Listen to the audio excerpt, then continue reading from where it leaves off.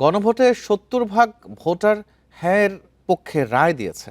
এর মাধ্যমে তারা অতীতের নষ্ট রাজনীতি ও শাসন ব্যবস্থার পরিবর্তন চায় বলে মন্তব্য করেছেন জামায়াতে ইসলামীর আমির ও বিরোধী দলীয় নেতা ডাক্তার শফিকুর রহমান।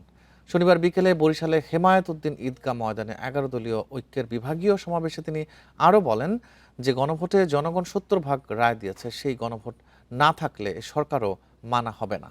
এ সময় গণভোট না মানলে সরকারকেও ব্যর্থ করে দেওয়ার হুঁশিয়ারি দেন তিনি।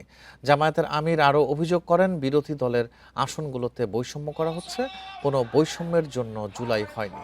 দেশের মানুষ আর বৈষম্য মেনে নেবে না বলেও মন্তব্য করেন ডাক্তার শফিকুর রহমান।